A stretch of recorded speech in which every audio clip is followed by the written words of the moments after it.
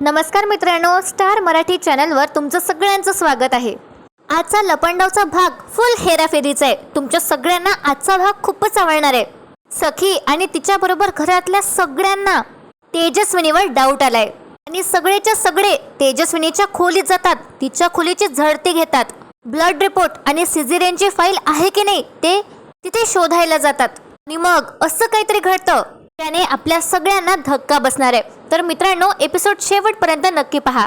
सगळं जाणून घेण्यासाठी मालिकेच्या लेटेस्ट अपडेटसाठी आपल्या चॅनलला सबस्क्राईब करा। आणि मित्रांनो, आपल्या चॅनलचं नाव मी चेंज केलंय, स्टार मराठी हे ठेवलंय। तुम्हाला कसं वाटलं कमेंट करून मला नक्की कळवा।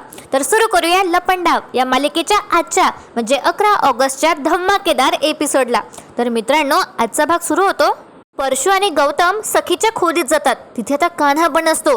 गौतम आता सांगत असतो की कालचं प्रकरण बघून तर मी शॉकच झालो। मनस्विनी मार्केटमध्ये गजरा विकत घेत होती। त्यावर आता सखी म्हणते, बाप रे मनस्विनी आणि मार्केटमध्ये गजरा, हे ऐकायलाच किती वियर्ड वाटते काका। कान्हा आता नेहमीप्रमाणे सगळ्यांना असं दिशाभूल करण्याचा प्रयत्न करतो। कान्हा म्हणतो, नाही मला तर हे पटतच नाहीये। म्हणजे ती मनस्विनी मार्केटमध्ये जाऊन कशाला काही खरेदी करेल? तिला काही हवं असेल तर ती ऑर्डर करेल। त्यावर आता गौतम काका म्हणतात, कबीर अरे मी तिला माझ्या स्वतःच्या डोळ्याने बघितलंय, ती मनस्विनीच होती, तिला मी नाही ओळखणार का? कान्हा म्हणतो, काका मार्केटमध्ये एवढी गर्दी असते ना, तुमचा गैरसमज झाला असेल। त्यावर आता परशु काका म्हणतात, कान्हा एक मिनिट। गौतम म्हणतोय, ते खरंही असू शकतं, कारण मी सुद्धा काल रात्री मनस्विनीला कॅब मधून येताना बघितलं। कान्हाला वाटतं तो ओरवी देवा मी काय काय सावरू। आणि बघा मित्रांनो, इथे आता तेजस्विनी काय करते। तेजस्विनी देवघरात येते। आता तेजस्विनीला वाटत असतं की तिथे कोणीच नाहीये आणि तिला कोणीच बघत नाहीये, पण बघा ती आता देवपूजा करते, दिवा लावते। आता ही जी तेजस्विनी आहे ती गणपती बाप्पाला म्हणते, तुझ्या समोर असं चोरून यावं लागतंय, चोरून पूजा करावी लागते। पण कबीर म्हणाला की हे नाटक अगदी थोडे दिवसच करावं लागेल, त्यानंतर पुन्हा मी तेजस्विनी बनून माझ्या या घरात वावरू शकेल, माझ्या सखीच्या समोर येऊ शकेल, तिला मी मिठीत घेऊ शकेल। तेजस्विनी आता देवासमोर हात जोडून प्रार्थना करते आणि म्हणते, देवा माझी आणि सखीची भेट लवकरात लवकर घडवून आण आता, आणि तिला या घराचे त्याआधी प्रॉपर्टी पेपर सापडू देत। देवा काहीतरी चमत्कार कर। आता मनस्विनी ग्रंथाला हात लावते आणि म्हणते, किती धूळ झाली इथे। आता तेजस्विनी ते धूळ स्वच्छ वगैरे करते आणि बघा तितक्यात तिथे आता मीनाक्षी येते आणि लपून सगळं बघत असते। ती तेजस्विनी धूळ स्वच्छ करण्यासाठी ग्रंथावरचा कापड वगैरे उचलते आणि तो झटकते। त्यानंतर तिचं लक्ष जातं की तिथे काहीतरी लपवून ठेवलंय। मीनाक्षी आता खूप घाबरते। आता मीनाक्षी तिच्या मनात म्हणते, गेली सगळी मेहनत पाण्यात। आता ही मनस्विनी हे रिपोर्ट्स स्वतःच्या ताब्यात घेणार आणि मग तिला सगळं सत्य कळणार। आता तेजस्विनी विचार करते की ही फाईल इथे काय करत आहे आणि तेजस्विनी ती फाईल चेक करते। आता बघा मित्रांनो, मीनाक्षी खूपच घाबरली असते।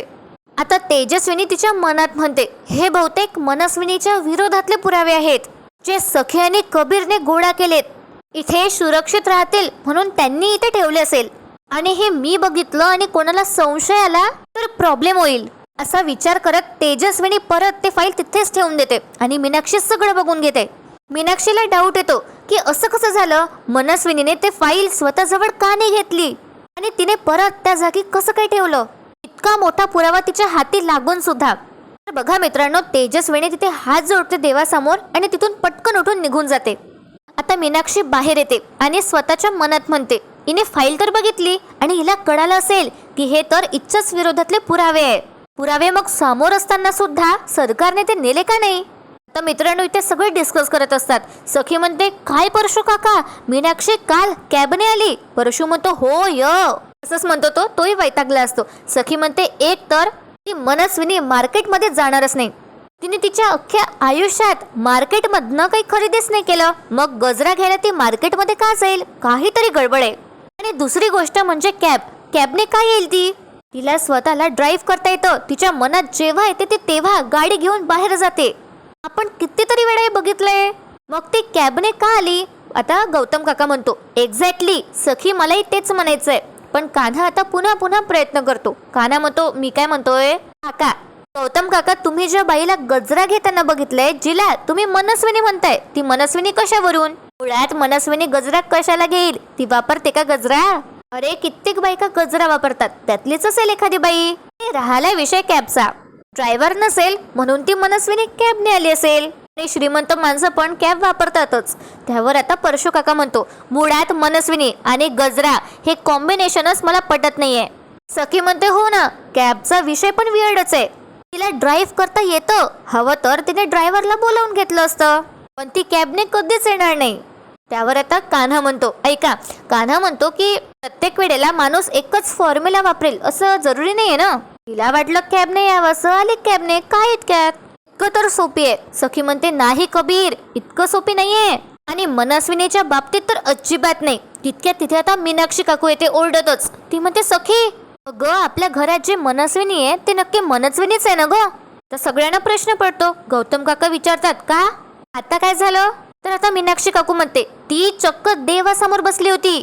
इतकंच नाही, आपण पोथी खाली ठेवलेल्या रिपोर्ट्सच्या फाईल सुद्धा तिने बघितल्या आणि वाचून पुन्हा जागेवर ठेवून ती निघून गेली.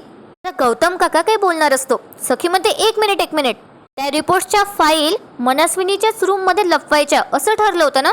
आता गौतम काका म्हणतो, हो असं ठरलं होतं, पण आम्ही त्या फाईल्स तिच्या रूम मध्ये नाही ठेवल्या, मी ते फाईल्स देवघरात ठेवल्या होत्या. सखी आता चिडतेच आणि म्हणते, पण का.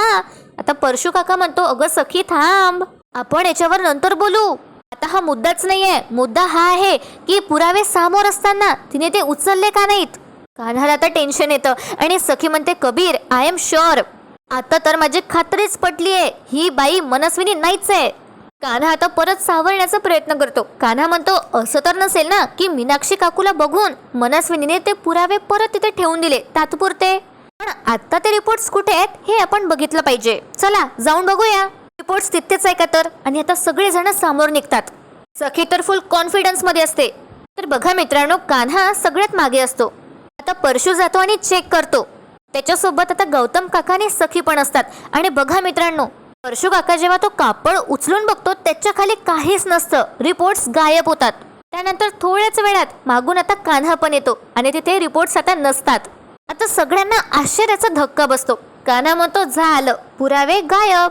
आपण अजूनही त्याच विषयावर चर्चा करत बसायची आहे का, की मनस्विनी नाहीये, मनस्विनी आहे, नाहीये, काय सुरू आहे. आता कान्हा म्हणतो, एक मिनिट, आत्ता माझ्या लक्षात येत आहे, हा सगळा एक ट्रॅप आहे. सखी विचारते, कसला ट्रॅप. कान्हा म्हणतो, सांगतो, तुम्ही आधी नीट समजून घ्या.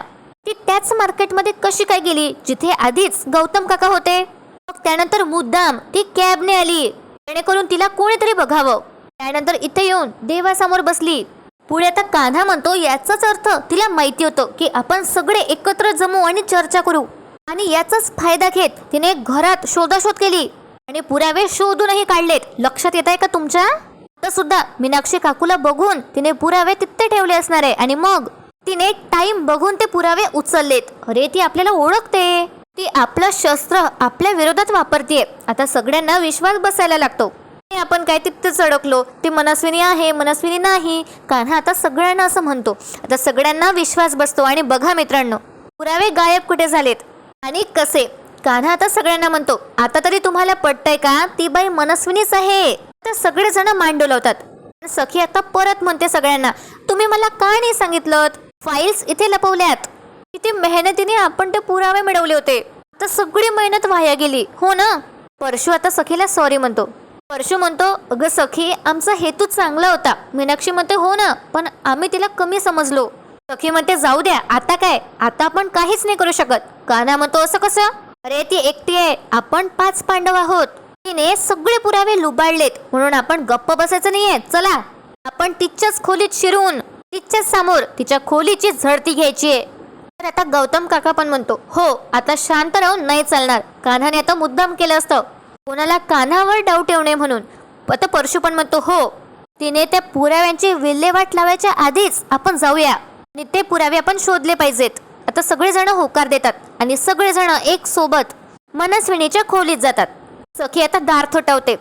दार उघडून आता मनस्विनी सारखी ऍक्टिंग करत तेजस्विनी म्हणते, माझ्याशिवाय तुम्हाला चैनच पडत नाही ना, उठसूट माझ्या रूम मध्ये येता. तर बघा मित्रांनो, आता सखी डायरेक्ट तेजस्विनीला म्हणते, मनस्विनी समजून, तुझ्या प्रश्नांची उत्तर द्यायला वेळ नाही माझ्याकडे, चोर कुठली. त्यावर आता तेजस्विनी म्हणते, चोर. सखी म्हणते, हो, चोरच. सखी आता तिच्या काकांना म्हणते, काका, रूमची झडती घ्या. तर आता ही तेजस्विनी म्हणते, एक मिनिट, माझ्या पर्सनल गोष्टीला हात लावायचा नाही, हात तोडून ठेवेल. सखी म्हणते काय ग, तुझं काय पर्सनल आहे? ते आहे ते माझं, माझ्या आई बाबांचं आणि या सगळ्यांचं आहे. तू एकटी आहेस आणि आम्ही 5. चुपचाप एका जागी उभी राहा, आम्हाला आमचं काम करू दे. सखी आता परत तिच्या काकांकडे बघते आणि म्हणते काका. आणि परशु आणि गौतम आता सगळी झडती घेऊ लागतात मनस्विनीच्या खोलीची. सगळे फाईल्स ते चेक करतात, कपाटात, ड्रॉअर मध्ये, सगळीकडे, बेड खाली सुद्धा, पण त्यांना काहीच मिळत नाही. सखी विचारते काय झालं काका? परशु म्हणतो काहीच नाही मिळालं ग. आणि गौतम काका पण म्हणतात मलाही नाही सापडलं. सखी आता आश्चर्यानेच मनस्विनीकडे बघते, जी ऑफकोर्स खरी तेजस्विनी असते. आता तेजस्विनी अगदी मनस्विनी सारखी चेअरवर बसते आणि म्हणते पुरावे शोधतायत? माझ्या विरोधातले पुरावे? नाही सापडले. आणि आता तेजस्विनी सखीला म्हणते तुला काय वाटलं? मला पुरावे सापडल्यावर मी फक्त तिची जागा बदलेल ना. पुरावे फक्त लपवले जात नाही तर ते उद्ध्वस्तही केल्या जातात. आता सखी आश्चर्यानेच बघते. त्यावर आता तेजस्विनी म्हणते you are not so smart, dustbin मध्ये जाऊन बघ. आणि आता सखी घाबरतच डस्टबिन उचलते आणि डस्टबिन मध्ये पूर्ण राख असते. सखी आता पूर्ण डस्टबिन अशी उलटी करते आणि त्यातली सगळी राख अशी खाली पडते. सगळ्यांना वाटत असतं की मनस्विनीने ती फाईल जाळून टाकली आहे, सगळे पुरावे नष्ट केलेत.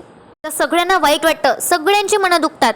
कान्हा आता मज्जा बघत असतो. आणि बघा मित्रांनो, आता तेजस्विनी म्हणते मला मूर्ख बनवून माझं ब्लड सॅम्पल मिळवलं, माझे ब्लड रिपोर्ट्स मिळवले, सिझेरियन रिपोर्ट्स मिळवलेत.